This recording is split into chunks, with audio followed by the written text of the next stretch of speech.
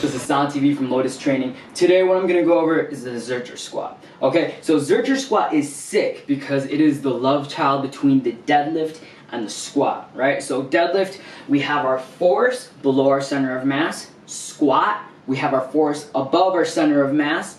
Zercher Squat, we have the force directly at our center of mass. So right from the get-go, you're going to be using more core. All right. Secondly, why this move is so sick is because you're isometrically training your biceps and your traps because of the position that you're holding it in. Okay. And third, it's going to help a lot, right, with strength from the hole. Because the Zercher Squat, we perform it in our Sumo stance. So our Sumo stance, we're training our abductors, our adductors, right? And these muscles are really important because they're the muscles that help us bound, stop on a dime, and start really fast, right? Working that glute med. Okay, so let's get into it, all right? So first up, you're gonna go ahead, find that nice, comfortable Sumo squat, right? If you can't do Sumo squat, find my Sumo squat video on YouTube, all right? So you're gonna pick this guy up, put them on your quads, get your arms up underneath, right? Up with the knees, push through the hips, all right? The bar path will end as soon as that bar hits your quads.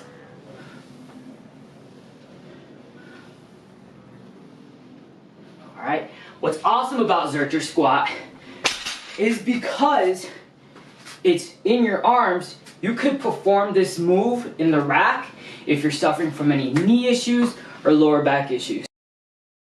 Alright, so let's talk about Zercher Squat in the rack, right? So because we're in the rack right off the get-go, you know that you can load it up. Alright, so not only if you have a knee issue or lower back issue, if you're an athlete, you're working on speed, if you're a contact sport athlete like a football player, rugby player, hockey player, even soccer player, and working on lighting someone up, in the rack, Zercher Squat is bomb, okay? So pretty much, you're gonna set your standards at right at the bottom of your deadlift or your Sumo deadlift, okay? If you have knee injuries, you might find yourself setting it a little bit higher, just you don't stress that knee too much, all right? But pretty much, just get up under it, right? Just light them up, down. Up with the knees, push through the hips, back with the hips, down with the knees, knees, hips, hips. Light them up.